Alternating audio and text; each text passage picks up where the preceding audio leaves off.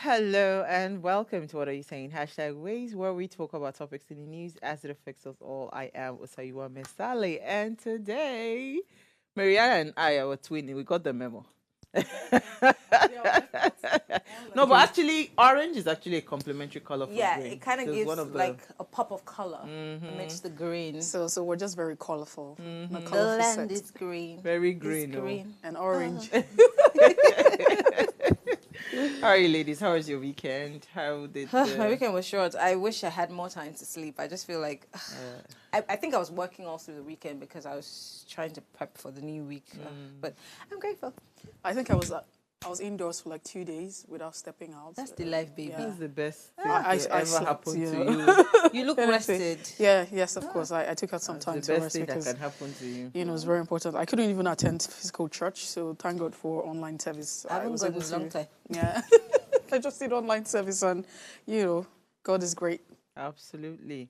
All right. So if you are yet to subscribe to our YouTube channel, right, that official Upgrade TV, make sure to subscribe, like, and share the link, share the live link, right, to your friends and family.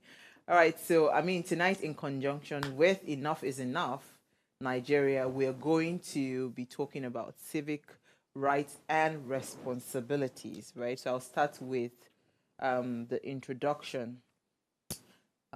Just give me a second. It says, where is it? So it says civic rights and responsibilities are fundamental to democracy, ensuring equality and justice for Nigerian citizens. Now, among the 11 rights in the 1999 Constitution as amended, the 5 basic rights include the right to life, right to vote, right to personal liberty, fair hearing, and freedom of expression. The role of citizens in protecting civic rights includes 1. Voting. Participate in elections to influence government elections, actions and policies. And 2. Advocacy and activism. Raise awareness and demand changes on civic issues. 3. Community engagement. Get involved in local activities to address issues at the grassroots level. Civic education. Resources such as OOTC passports, elections toolkit, and citizens guide to recall process all are useful to become better informed and more effective in civic roles, civic duties. I beg your pardon. Support civil society organizations that protect civic rights, civic engagements. For example, participate in town hall meetings, hold elected leaders accountable, and ensure they work for public interest. Also, you need to know your representatives. And the big question is, do you know your elected representatives? Well, visit shineyoureye.org to connect and start engaging with them. You can also download your resources to become a more informed person and an active citizen. Go to iei.ng/resources. Absolutely, it's EIE. You can also EIE. yes. Enough is enough. Oh my goodness. Yeah, you said IEI too last It week. happens to me all the time. I don't know why I always see that in reverse. It happens to me all the time. Enough is enough. Absolutely. EIE. EIE, yes. So I was going to say that for also those that probably have smartphones, it would be nice for you to scan this barcode to join the Office of the Citizen WhatsApp group. It's important that you know what you need to do, as an Office of the Citizen, right? Know what you need to do. All right, so tonight, right, we want to have a conversation around the looming security challenges or security threats in Nigeria. And to join in the conversation, we have Damimola Ogunyi. And here's what we found as today's quote. It says, in any society you live in, human security is the key element in daily living. Housing, food, human interactions, decent living, these all constitute human security. So we'll take a break, right? When we come back from that break, we want to, first of all, go back and see what we found in today's news. Then afterwards, we would have this conversation with Damimola. Stay with us. We'll be right back.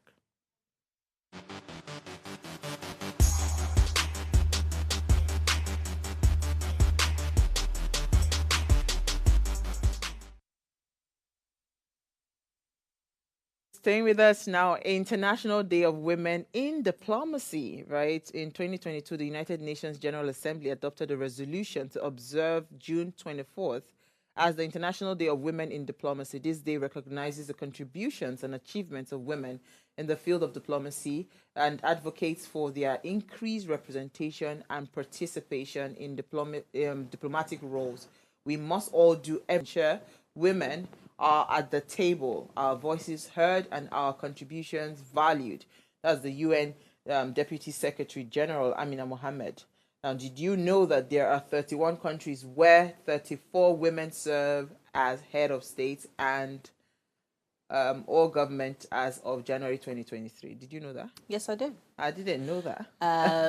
As part of my work, I remember that I was one of the first people to represent Nigeria for women in politics and leadership. And it was something that made me very proud because it showed that African countries were opening themselves up to female leadership. I mean, kudos to Liberia when they had, you know, Ellen Johnson as their very first female president.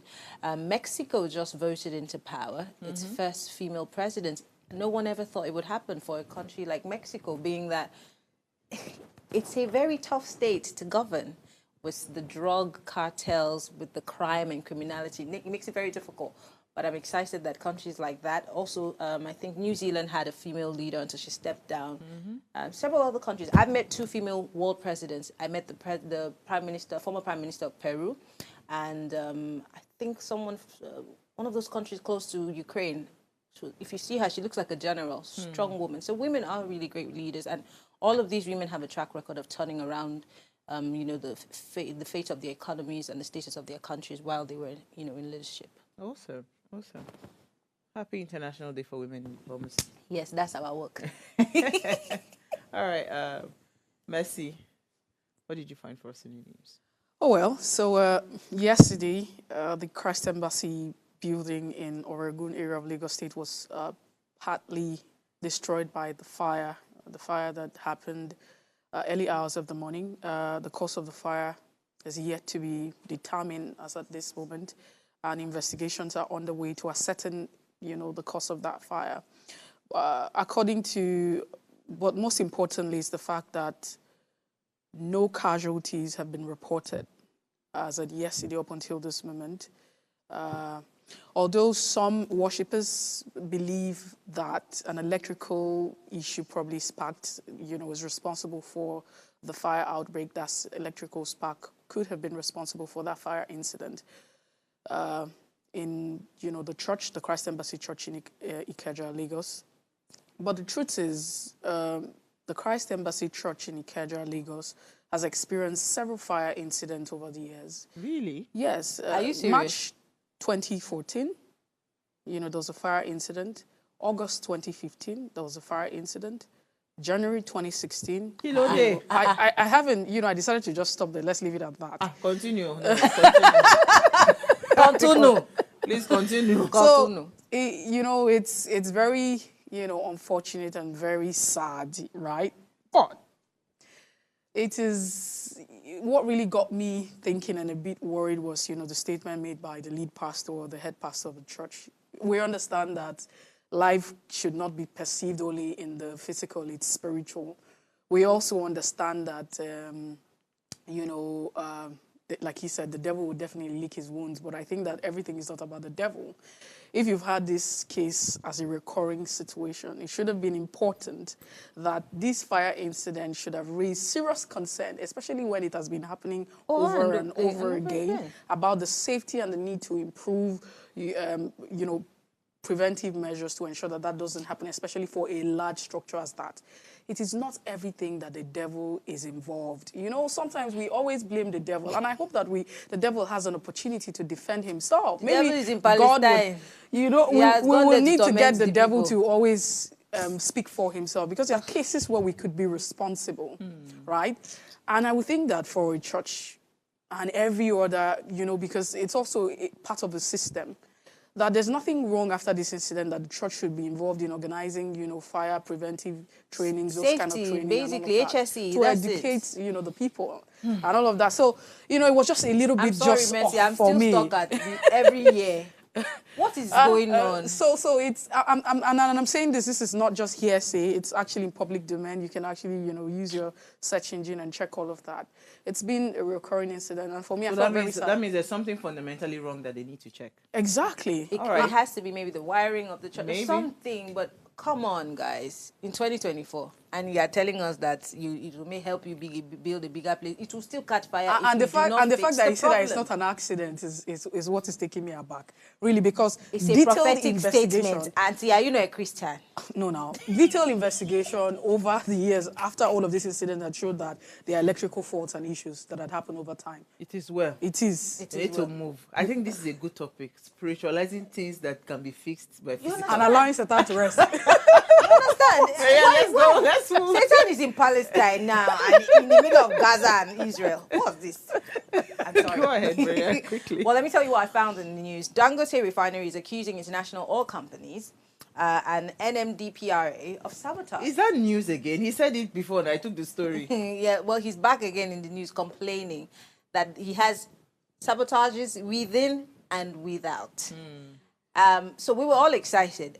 The NNPC, our governments, we all were excited about the refinery. First problem that Dangote had was that they refused to give him oil to refine in the country. So he still has to buy oil from outside of the country to refine inside the country. And now he's saying that even that oil safe, they don't want him to start that refinery. And for me, I just really wonder, and this is something that I say, and I don't take it lightly, who did it to us? Because it looks like, you know, in my language, they say, you hold it here, it comes out here. It's like there's no end in sight. And for many, we thought that Dangote would bring us some sort of reprieve, you know. And now he's saying that even the marketers within the country are sabotaging him. How are we ever going to... He's not going to break even at this point. This is all I'm saying tonight. It is well. Airport extortion beyond aviation ministry's control. That's from Festus Keyamo, the Minister for Aviation. He says, and I quote, he said that that the Ministry of Aviation and Aerospace Development has said that, or the minister rather, has said that the issues around extortion of passengers by officials of the government agencies at nation's airport is beyond the ministry's control. He stated this on an X post on Sunday, and he said that although the ministry is working with other ministries responsible for the affected agencies to find a lasting solution to the problem. He says the minister's statement came in response to numerous complaints by travelers over alleged extortions by officials at the airport. I think I'll leave it there.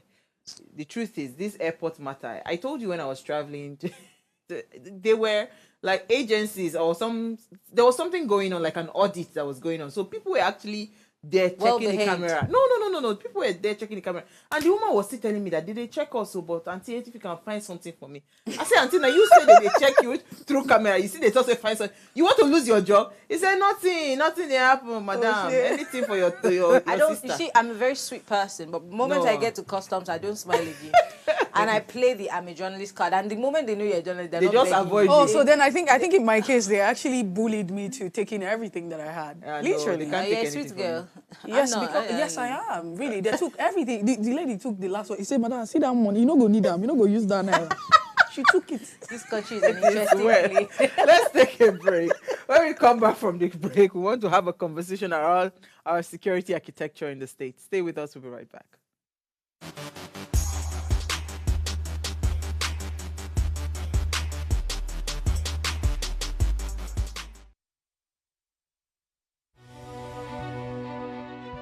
Nigeria, by extension, Africa, is faced with a lot of challenges. With the growing youth population and very little engagement. That is a ticking time bomb. We're blessed people with a diverse culture who have a lot to say.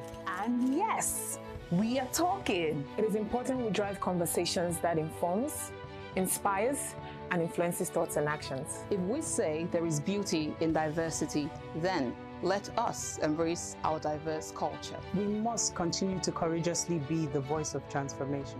As we are the hope for the future, yesterday's conversation shaped today. What are you saying to shape your tomorrow? We know you have a lot to say.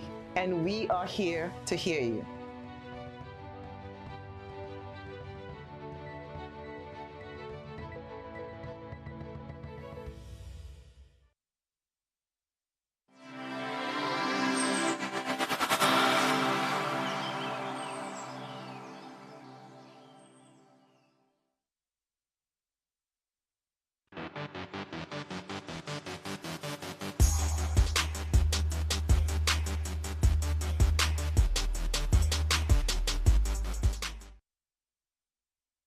All right, thanks for staying with us. Now, just last week, a news report revealed that there is ample evidence that jihadi fighters from Sahel region have crossed into Nigeria through the Benin Republic border, adding that the jihadis have been flooding Nigeria through Benin Republic.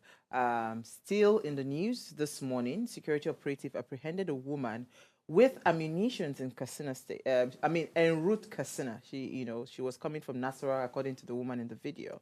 The woman who called herself Aisha Abubakar was apprehended by security forces for transporting ammunition to terrorists in Katsina. And the authorities discovered the ammunition in her luggage during a routine search. Initially, she denied involvement, but later confessed to transporting the ammunition from Nasarawa State, as I mentioned earlier, to a terrorist group, right? So amidst all of this, we want to discuss this looming security threat in Nigeria, and we have our guest with us, Mr.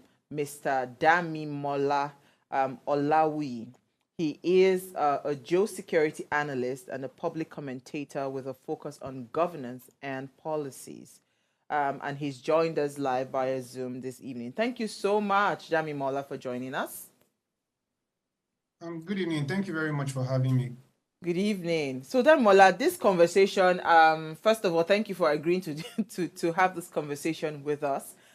Because last week, when that news broke about a settling in, I think it was a Kainji area, right, from these jihadis that said they are linked to Al-Qaeda, I was worried, and it seemed like that news just glossed over everybody. Nobody is talking about it. Nobody is apprehensive.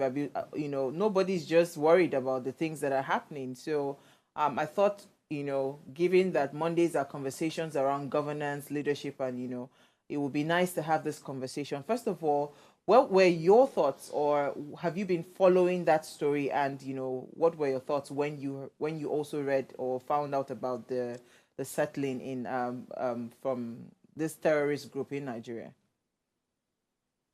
Okay, so when I read the report, it's fine. Yes, it expands on stories that various analysts, security analysts, and watchers have been looking at the middle belt of Nigeria.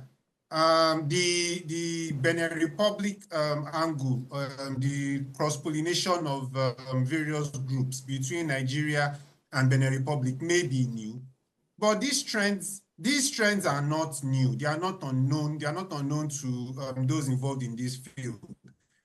Ansaru, one of the three major jihadist organizations in Nigeria, actually has its founding in the Middle Belt.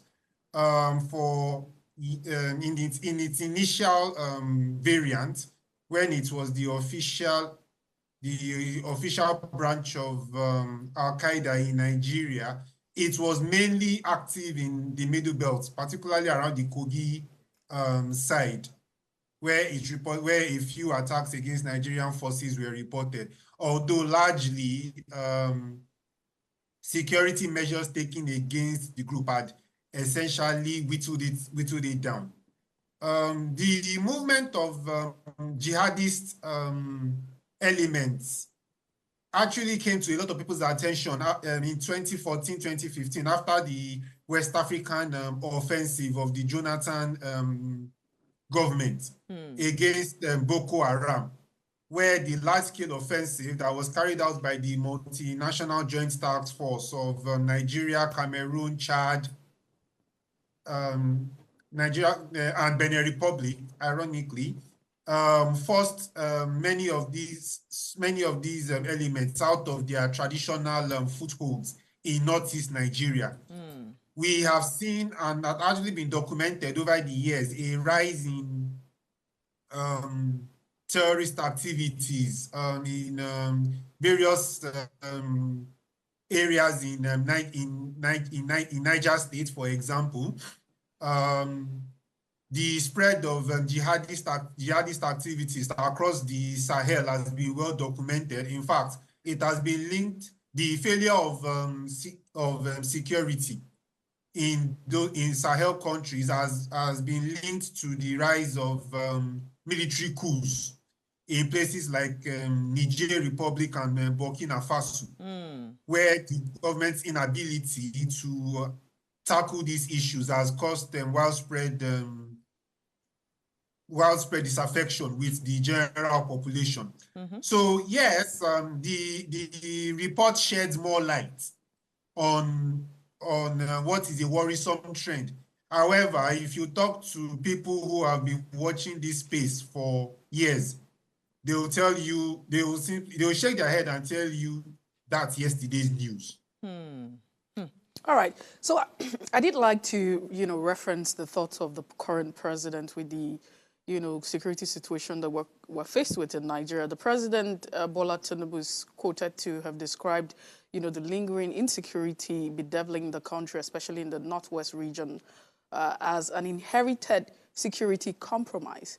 I did like you to share your thoughts on this. What do you think about that? Juxtaposing that with the thoughts of the Sultan of Sokoto, who also have said that, this insecurity would take us decades, to get away with. So what exactly are we talking about if we already think that, there's no way out? So to be honest, I wouldn't want to get into the political angle of insecurity and the government's response to that. I think any government that comes into power will tell you that comes into power in Nigeria will tell you that the insecurity predated their coming into office. That is political talk.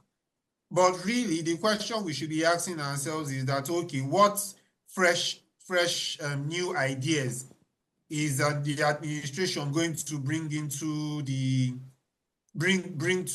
bear in tackling this problem? Because the truth of the matter is that insecurity, particularly in the north, under any guise, is not new. Violent religious extremism is not new. Those who lived in northern Nigeria in the 80s will tell you about the antics of groups like Maitasimi. So these are not new problems, agreed. But then again, what are you willing to do different from what previous governments, previous administrations, previous personalities have done to bring a solution to this? Because it seems like our problems keep expanding in outreach, in geographical spread. And of course, you will hear again and again where they will tell you that the security forces are overstretched. They are spread thin. Yet we don't seem to. I mean, they say it's foolishness to continue to do one thing over and over and expect a different result. That's insanity. All right. Let me piggyback on what you said earlier on about the fact that you don't want to get into the politics of it, but then we can't talk about a way forward in dealing with insecurity without bringing in the key players who are government officials, security agencies, and stakeholders. And whether we like it or not, like you have said, governments come and go and they pay lip service. But then the number of people that become victims or die as a result of this, insecurity keeps going up. And so can we really have this conversation without bringing government into the conversation? Again, if we're talking about security agencies, there's what we call security votes. Thousands and billions, even trillions are being, voted every single budget cycle to deal with insecurity. State governors are receiving security votes that they would never divulge to anybody. And then governors come out. For example, the Zamfara state governor is saying that he's not in charge of insecurity or the security situation in his state. Where does that leave the average person in Zamfara state? Where does that leave a child that needs to go to school, but there are no safe spaces for those children to go to school? Can we really separate government from this conversation? Okay, so let me correct a misunderstanding. I said I didn't want to get into the politics of it. And you see, there is a difference between when we play to politics and when we engage in governance. So when politicians talk, particularly when at every election cycle, anybody can promise the moon. Of course, they are playing politics. But like you rightly pointed out, the governance aspect, when the ballots have been counted, and when the new government has been sworn in, what are they supposed to do to address these issues? Unfortunately, when we talk about governance in Nigeria, of course, we in this public space, we might not really want to get into too much details of what we hear in the field about shenanigans and ongoings of what politicians do. But however, I would just like to point out that we have a governance crisis. We don't have a security crisis per se.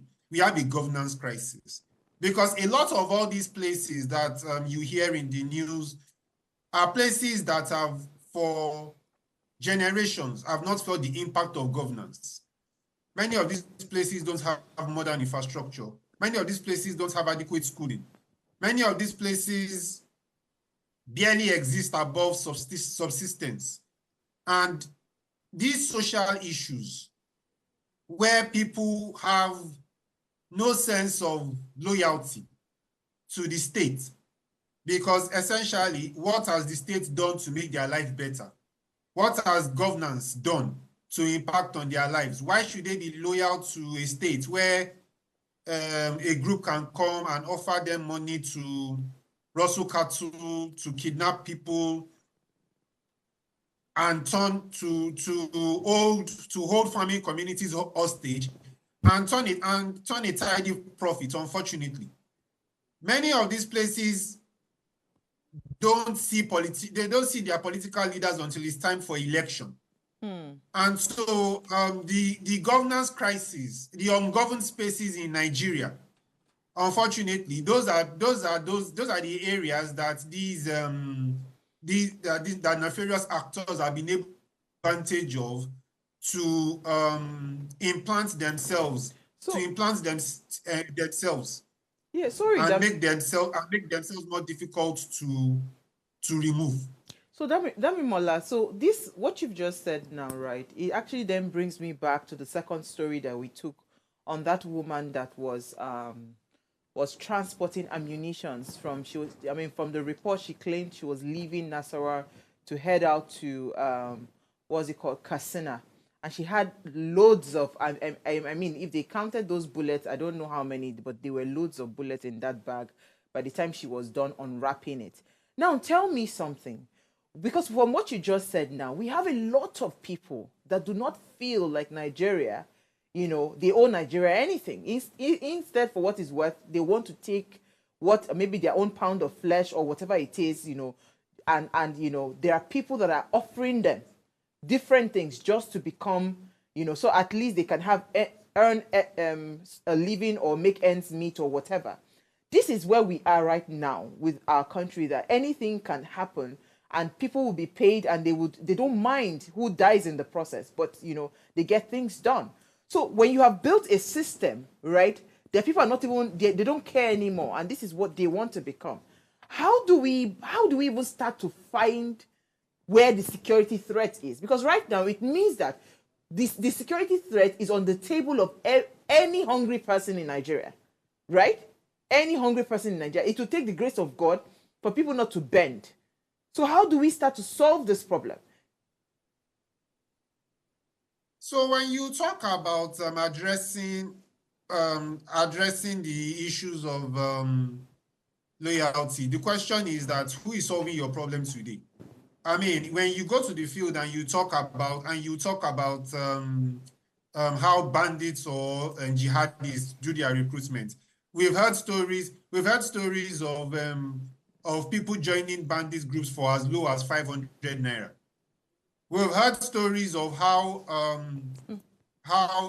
jihadist groups would come into a community, they would protect them from bandits, they would mediate in conflicts, maybe with pastoral nomads, and all they demand for is the loyalty of those communities. Essentially, government isn't available in this community's time of need. And of course, there is a group that comes from nowhere and is the Messiah that is solving their problem. So, of course, we can talk about how not just Nigeria, African states were established for the purpose of exploiting African resources by colonial empires who had no skin in the game. Unfortunately, when many of these states finally achieved self-rule, there was no state or for the position of the people of those for the common people. So, which is the reason why, if you see in a lot of the government's response to many of these crises have been a retreat of security services from villages into major towns and cities. So the communities are essentially left to fend for themselves. In that kind of situation, when there is limited or no engagement, why should from the government, when the government cannot be seen as an impartial arbiter of their conflicts, why should you expect these communities to cooperate with security agencies in terms of providing information about those bad actors who are living with them, when they know, for example, that security operatives will only show up once or twice, disappear, and it will be those communities that will be left to fend for themselves from the wrath of these groups. So that's so sad. You know what? Let's go on a very short break, right? When we come back from that break, I believe Mercy and Marianne have more questions for you. Please stay with us. We'll be right back.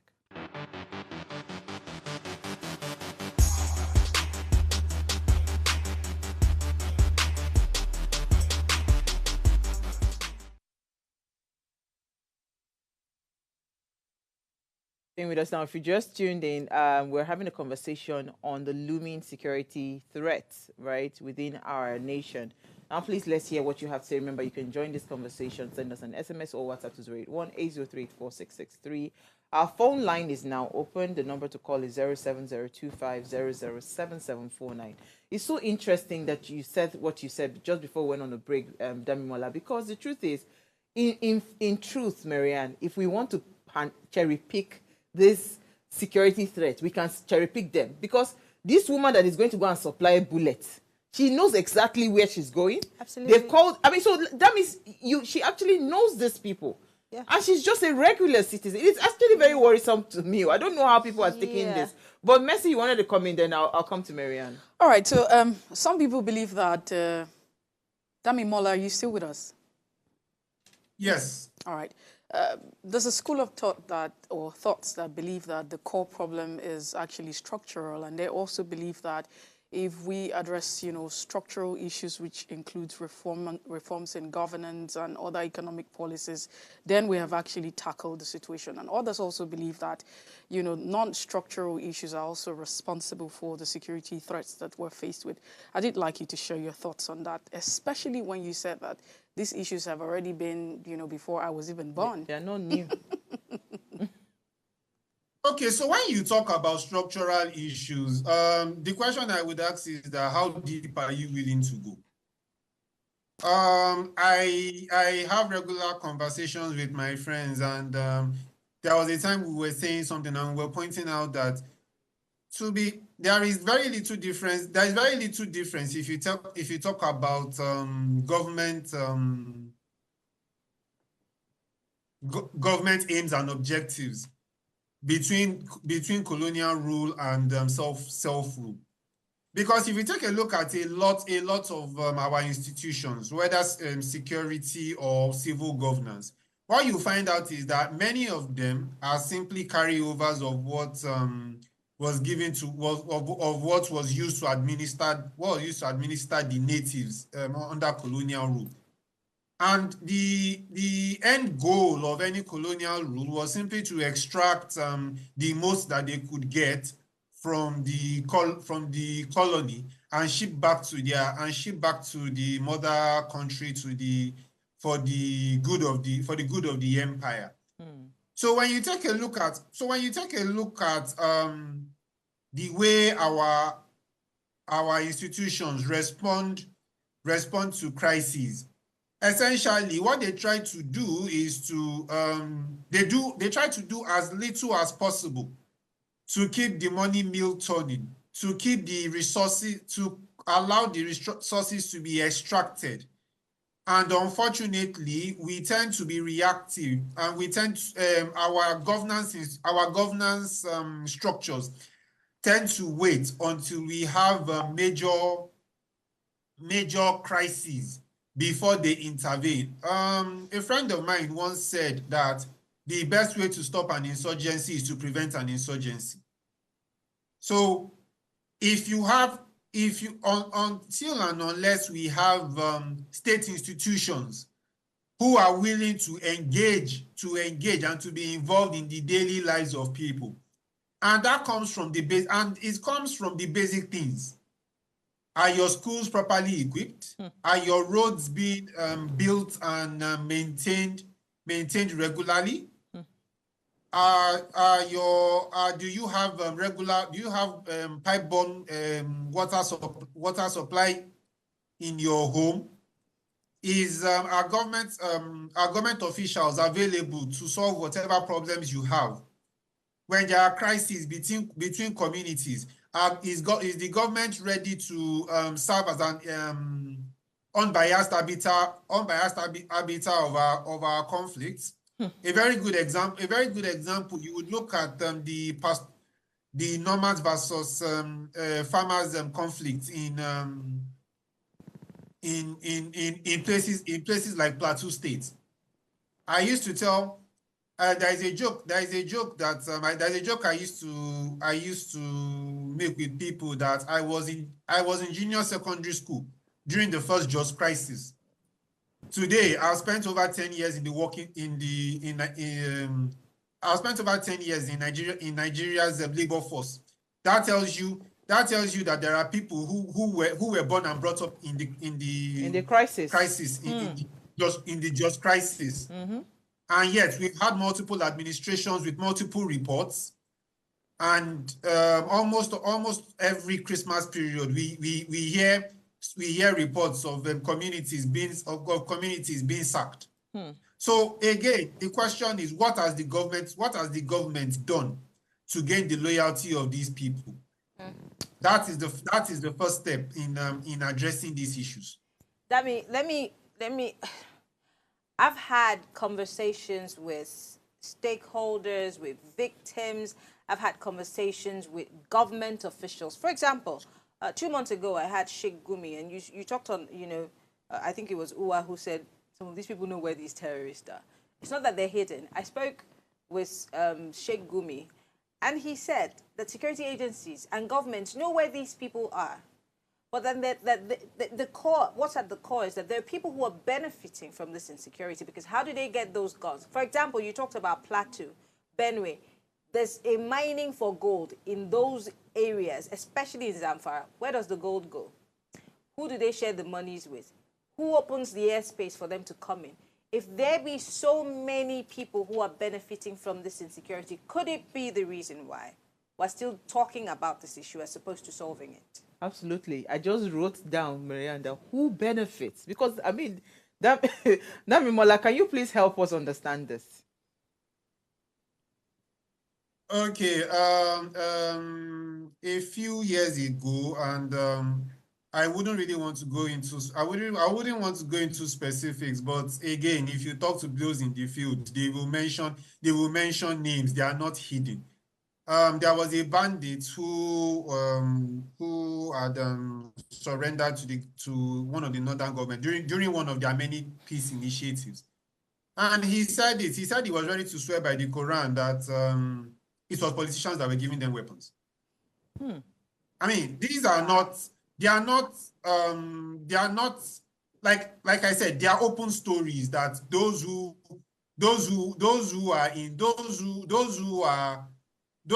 the field will share with you.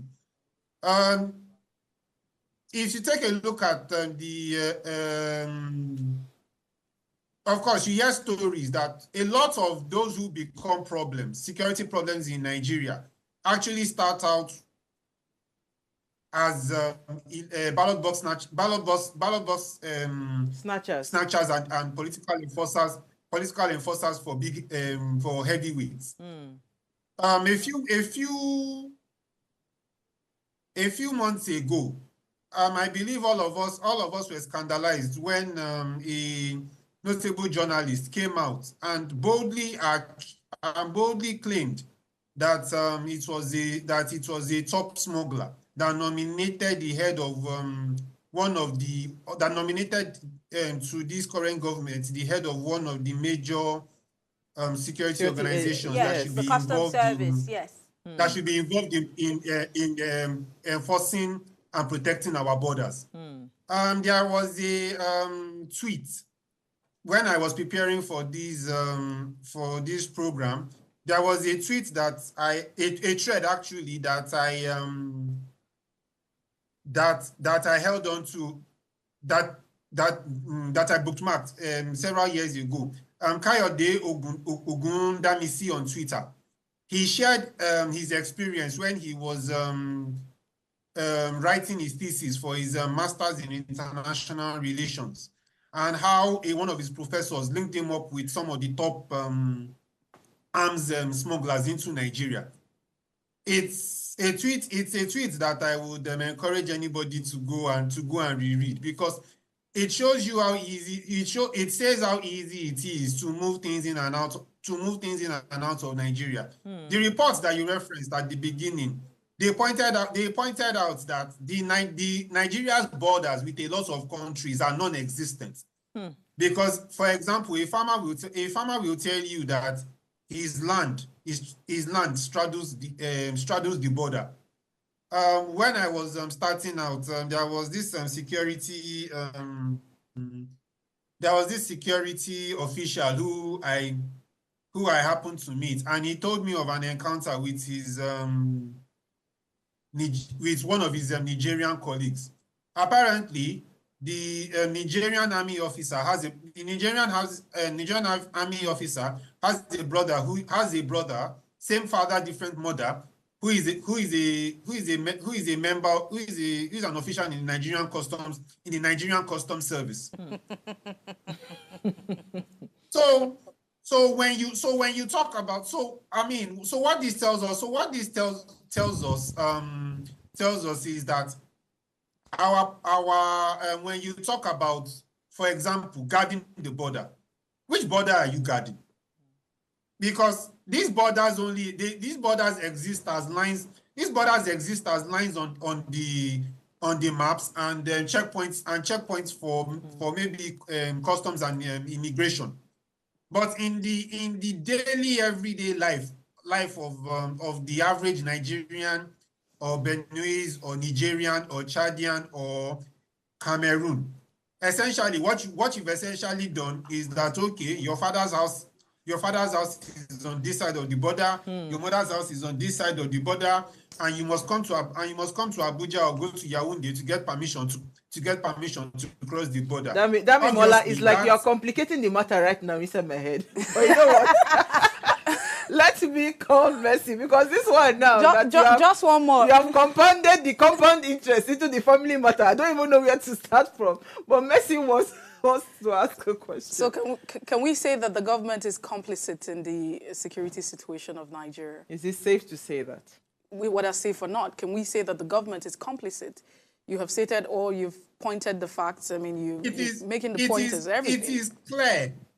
It is very, very clear that the failure of our governing institutions, regardless of who is the current tenant in Aso Rock or whichever government house, it is clear that our governing institutions have failed.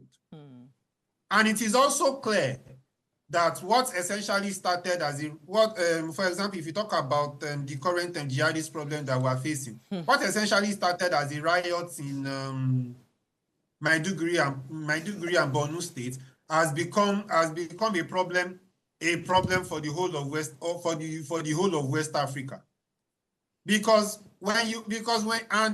Obviously the solution is not going to be how many attack jets or how many soldiers that we are going to deploy.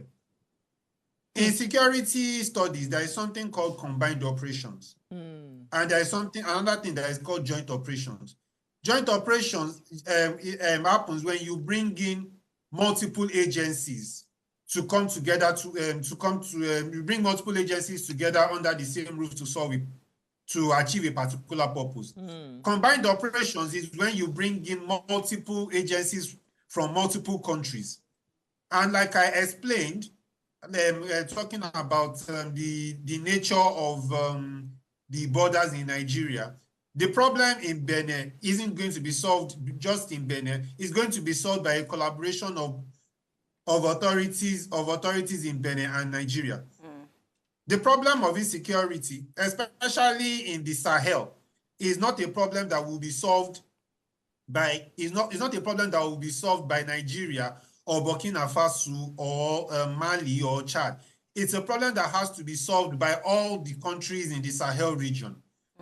Because at the end of the day, this failure isn't a failure of Nigeria, it's not a failure of Cameroon, it's a failure of governing institutions across the region. So, I mean, at our local level, what we need to do is to engage all the instruments of power. So you are talking about the economic, you are talking about the social, you are talking about the religious, you are talking about the traditional, you are talking about the security. All these ducks have to be lined up in a row and have to sing from the same song sheet. We can't have a situation where, particularly, especially in the last administration, where you had the multiple government agencies reporting themselves to the rest of us reporting their conflicts to all of us on Twitter. Everybody has to come to. Everybody. So it means. So when I hear you speak, there has to be some kind of synergized, concerted effort. Yes, yeah. Right. So there has to be synergy amongst all these security operatives. Okay. So Marianne had a question. Just in closing, because when I have conversations like this, I like to seek for solutions because we just can't state the problems. We've been stating the problems from the beginning of this conversation. And you told us that this is not just failure on the part of our governments, the sitting government, but previous governments and governments around the Sahel region. Where does that leave us, the people who are governed? How do we live day by day? How do we protect ourselves? Because we fall prey to these people. We're traveling on our roads every other day. We're being kidnapped every other day. We don't even have money to eat, but you have to go and start, soliciting for funds to be able to get your family member out of custody. What do we need to do to get these governments to become responsible? What measures need to be put in place as we, the people? Unfortunately, what has been abundantly clear in a lot of African governments is that the people don't matter. Public opinion does not matter. Ew.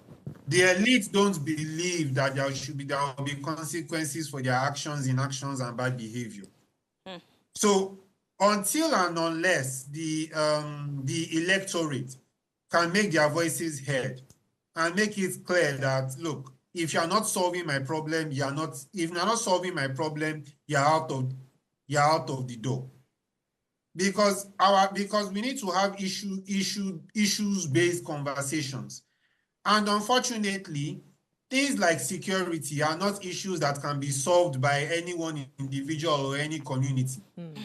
Because, for example, the attempt by Hausa farming communities to tackle the problem of cattle invading their farms is what led to local militias that have been accused of various human rights atrocities in northern Nigeria. Unfortunately, if you engage those communities, they will tell you that they are losing their livelihoods, and so what option do we give them? Meanwhile, like it was pointed out in the beginning, we have security agencies that are pulling billions of naira annually. We have governors that are pulling security votes. The security and well-being of the citizen must be the first priority of the Nigerian state. And until and unless our leaders know that they will be held accountable for their failures to provide that security, there is very little individuals can do to save themselves. Except you want to buy AK-47s, Sha. Did you just say that? I mean, and then it means it means that you want to come and start training me how to shoot gun now. It means because that it's going to be a free for all, and then automatically we become a failed state. Yeah, because I don't understand. Failed state? Are we not a failed state already? We're edging towards it. We're edging towards it. We're not. No, to be very honest, I think that sometimes we like to play safe. We need to call these things. From 2015, we know that we want to see Nigeria break up before we agree that we're a failed state. If you look at the characteristics of a failed state, we have manifested over 100 plus 2%, even 200%. So there's no reason why we're just trying to mice word and sound very nice and look. We know what it is. Well, diplomatically, I believe that we're inching towards it. We're not there yet. But I guess that until we as Nigerians decide that we're going to take back our country, we probably will be having this conversation till I have grandchildren, unfortunately. That's sad. That's sad. It just reminds me of the quote that General Sani Abacha said, that if insecurity lingers, beyond 24 hours, it means that the government is actually culpable, right? So, I mean, it's a sad reality. It's a very sad reality that we found ourselves. But Damimola, I like to give people hope, because what you just said now, I said you have just complicated the matter in my head, right? He can't give what he doesn't have. That's what he's saying. He can't give us what he doesn't have, but you are telling me to go and carry AK-47. No, let me go and learn how to shoot. Let me protect us. Because the alternative is not favorable for anybody. Exactly. Because, and I'm going to refer you back to the tweet by Kayode Odusami, because what he said is that these arms are coming in from somewhere. They are not free. Yeah. They are being sold to us by people who are the first beneficiaries of our conflicts. And these people have no stake in Nigeria. In fact, some of them can't even point to where Nigeria is on a map. So it is up to us, those of us that are still here, who cannot afford to japa, to solve our problems and to force our leaders to solve our problems. Absolutely. Because these are systemic issues. And it takes systemic solutions to attend to them. Like, I think it was Oshiomhole that said, he put it on the Senate floor not too long ago. He said the beggars of yesterday are the bandits of today. Wow. My people have a saying. They say in Yoruba, the child that you refuse to train will sell the house that you built. I think that is what is happening. Absolutely. What is happening right now today. Thank you so much, Damimola. I think you kind of like, capped it up really nicely. So if we truly want to solve this problem, make hay where the sun shines. we have to be very intentional as a people, and we need to start holding our leaders accountable. Thank you so much for your time this evening. Ladies, we ran out of time. It is what it is. It is what it is. God will help us. You want to say something, Marianne? Until we change Nigeria, Nigeria's not going to change. Absolutely. That's it. So Absolutely. don't wait for Uwa, don't wait for me. We all have to get our hands dirty. Yeah. All right, so if you missed our quote for today, it says, in any society you live in, human security is the key element in daily living. Housing, food, human interactions, and decent living all constitute human security. Please remember to subscribe to our YouTube channel. And yeah, we are live on R2 TV. Yeah, finally. So it's on Go TV channel 145, so you can watch us live there. All right, we'll see you guys tomorrow at 8 p.m. as we bring another great conversation to your screen. Ciao.